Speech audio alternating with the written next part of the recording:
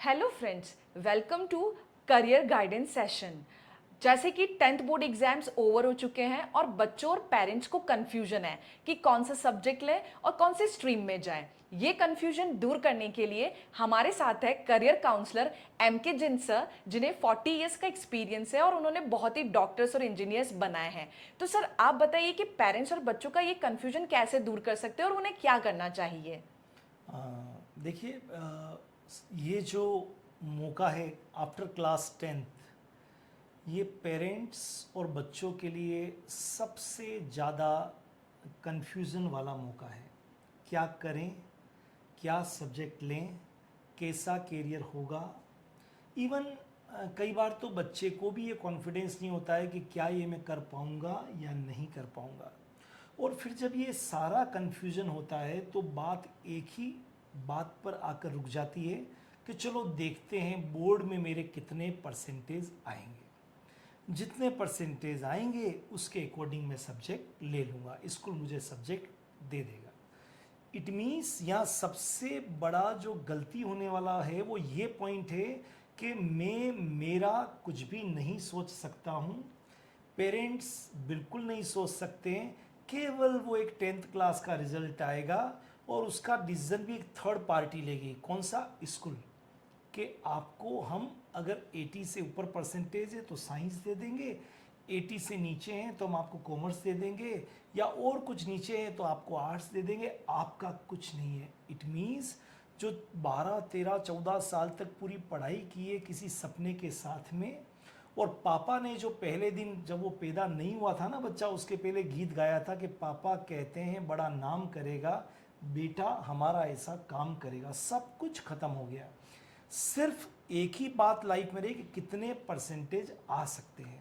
माता पिता अपने बच्चे को कमज़ोर समझ लेते हैं और उसके कारण बच्चा खुद भी अपने आप को कमज़ोर समझ लेता है, और फिर लेफ्ट राइट में देखता है कि शर्मा जी के बच्चे के इतने परसेंटेज, उसका नहीं हुआ मेडिकल में, या वर्मा जी के बच्चे के इतने परसेंटेज थे वो आईआईटी में नहीं गया, या वो जो दूसरा कोई बच्चा था वो इतना अच्छे होते हुए भी बहुत पढ़ता था वो नहीं कर पाया। इट मीन्स हमने अपनी सब चीज़ों को पीछे रख दिया और सिर्फ हमने ये सोचा कि जो देंगे वो हम कर लेंगे।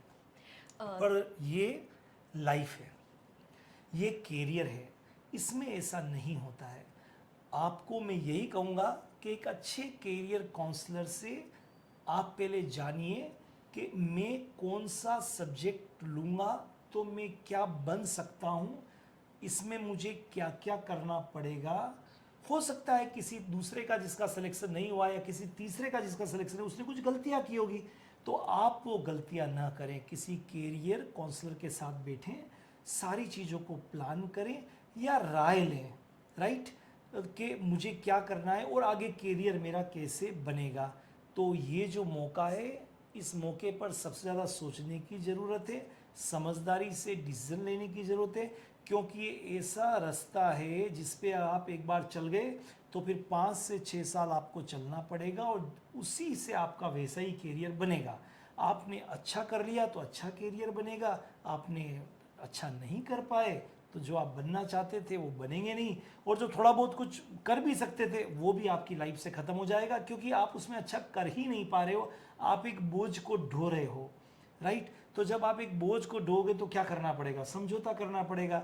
और लाइफ में समझौता करने का मतलब है रोज़ रोज़ मरना, और फिर उससे आपको सक्सेस नहीं मिलेगी। तो मेरा आपका जो पहला क्वेश्चन है उसका यही मुझे कहना है कि अच्छी तरह से प्लानिंग हो, डिसीजन में टाइम लग जाए, कोई जल्दी करने की आवश्यकता नहीं है, लेकिन जो करें मिलजुल कर बहुत सोच समझ के, मम्मी पापा बच्चे और कैरियर काउंसलर ये तीनों मिलें, या आपके टीचर जो भी आपको राय दे सकते हैं, जो राय दे आपको, फिर बैठ के डिसीजन लीजिए। उसमें क्या क्या करना है उसके बारे में विचार करिए कि मैं इतना कर सकता हूँ या नहीं कर सकता हूँ, मैं इतना टाइम दे सकता हूँ या नहीं दे सकता हूँ। और फिर आगे जाके उन सब चीज़ों को भी जो काउंसलर बता रहा है कि यहाँ यहाँ आपका कैरियर इतनी जगह पर बन सकता है, नॉट लाइक दिस कि केवल बायोलॉजी लिया है तो डॉक्टर ही बनेंगे और कुछ नहीं बन सकते। तो पूछें और क्या क्या हो सकता है, तब निर्णय लें। तो ये इम्पॉर्टेंट डिसीजन लेने का टाइम है। सर कुछ बच्चे जो हैं वो 11th-12th बोर्ड लेवल पे प्रिपरेशन करना चाहते हैं और कुछ स्टूडेंट्स जो होते हैं वो 11th-12th के साथ आईआईटी और मेडिकल की भी प्रिपरेशन करना चाहते हैं। तो बच्चों और पेरेंट्स में एक कन्फ्यूजन रहता है कि 11th-12th बोर्ड लेवल पे प्रिपरेशन करनी चाहिए या उसके साथ हम आईआईटी और मेडिकल की भी तैयारी कर सकते हैं।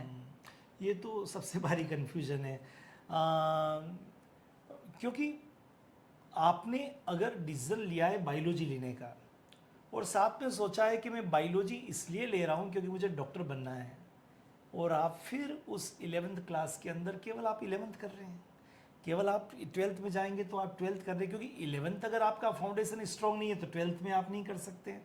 इट मीन्स आपने सब्जेक्ट इस सपने के साथ लिया था कि मैं मेडिकल के फील्ड में जाऊंगा, चाहे तो मैं एलोपैथिक डॉक्टर करके एमबीबीएस करूंगा, चाहे मैं आयुर्वेदिक में जाऊंगा, चाहे मैं फिजियोथेरेपी में जाऊंगा, चाहे मैं होम्योपैथी में जाऊंगा, मतलब बेसिक सब्जेक्ट लेने के लिए जो आपका था, चाहे मैं नर्सिंग में जाऊंगा, चाहे मैं पैरामेडिकल में जाऊंगा, मतलब आपने सब्जेक्ट मेडिकल साइंस में जाने के लिए लिया था। तो पहली बात तो आपने सब्जेक्ट तो वहाँ जाने के लिए लिया और आप तैयारी कर रहे हो केवल 11th की।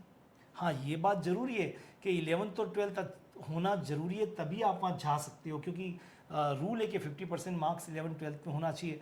लेकिन केवल 11th और 12th करके आप अपने 2 साल को बर्बाद कर दोगे, उसके बाद आप तैयारी चालू करोगे ABCD से, तो कितना वक्त चला जाएगा।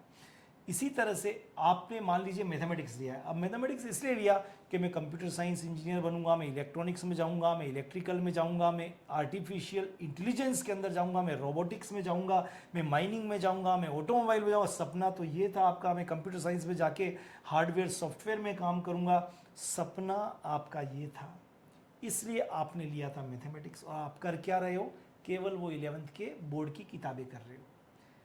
तो पहले आप अपने ड्रीम को देख लीजिए, आपको जाना कहाँ है। अब कन्फ्यूजन ये होता है, कई लोग ये कहते हैं कि अगर मैं 11th-12th के साथ ये करूँगा तो मेरा 11th-12th भी चला जाएगा। कन्फ्यूजन तो यही है। मेरा ये कहना है, मैंने इतने बच्चों को देखा है कि आजकल का जो चेंज हुआ है सिलेबस, NCERT के अकॉर्डिंग ही मेडिकल और IIT के पेपर्स आते हैं। अब तो बोर्ड एग्जाम का भी पैटर्न ऐसा हो गया है जिसमें 40% पेपर ऑब्जेक्टिव होता है। इट मीन्स अगर आपका ड्रीम ये है और 11th-12th के तैयारी के साथ आपको मेडिकल और IIT में जाना है, तो आपको तैयारी करनी चाहिए right from the first day. और देखो आजकल तो बहुत अच्छे SIP स्कूल इंटीग्रेटेड प्रोग्राम है, जैसे हमारा MK जैन क्लासेस का भी MK जैन क्लासेस का MKJC SIP प्रोग्राम है, स्कूल इंटीग्रेटेड प्रोग्राम, जिसमें under one umbrella, under one roof हम बोर्ड भी कराते हैं, कॉम्पिटिटिव एग्जाम्स की तैयारी भी कराते हैं, दोनों तरह के टेस्ट भी करते हैं, बच्चे के टाइम को भी सेव होता है और वो अपनी सेल्फ स्टडी भी अच्छा कर सकता है। नॉट लाइक दिस के सुबह स्कूल में, शाम को कोचिंग में। तो ऐसे बहुत सारे SIP प्रोग्राम है, हमारा भी उसमें से एक SIP प्रोग्राम है। तो मेरा तो यही कहना है कि आपको 11th-12th के साथ ही मेडिकल और IIT का टारगेट लेना चाहिए, और right from the very first day. बस अब ये होली का मौका चल रहा है, होली निकले और आप अपनी तैयारी चालू कर दें विदाउट वेस्टिंग एनी टाइम, ठीक है। और अपने को आप करें। हाँ, अगर आप 11th में नहीं भी कर पाए मान लो, तो आपको मालूम चल जाएगा कि मुझे 12th बोर्ड ही करना है, पर आपका फाउंडेशन तो रहेगा ना क्लियर। और आपको लगता है कि नहीं मुझे इस फील्ड में ही नहीं जाना है, मुझे तो साइंस लेके 11th-12th करनी है, तो आप करिए, मेरे जैसे टीचर बन जाइए, फिर आप BSc MSc कर लीजिए, PhD कर लीजिए, प्रोफेसर बन जाइए, यहाँ भी जा सकते हैं। इसके लिए कोई मेडिकल IIT की तैयारी करने की ज़रूरत है नहीं है, राइट। ये भी अच्छा प्रोफेशन है। तो पहले आप तय करिए पहला स्टेप कि आपको क्या करना है। हाँ, अगर आपको मेडिकल से रिलेटेड फील्ड में जाना है और इंजीनियरिंग से रिलेटेड फील्ड में जाना है, तो मेरी एक ही राय है, 11th-12th के साथ आपको मेडिकल और IIT की तैयारी करनी चाहिए। Thank you sir. All the best, thank you very much. और जो भी बच्चे सुन रहे हैं उनको भी होली की बहुत बहुत शुभकामनाएं, और साथ में अच्छे सब्जेक्ट का सिलेक्शन करिए। और अगर आपको लगता है तो आइए MK जैन क्लासेस में, मैं आपको पर्सनल बिल्कुल, हम तो फ्री में काउंसलिंग करते हैं, आप आइए, आपको काउंसलिंग करेंगे आपकी और आपको बताएंगे कि आपको कहाँ जाना है। All the best, have a great time.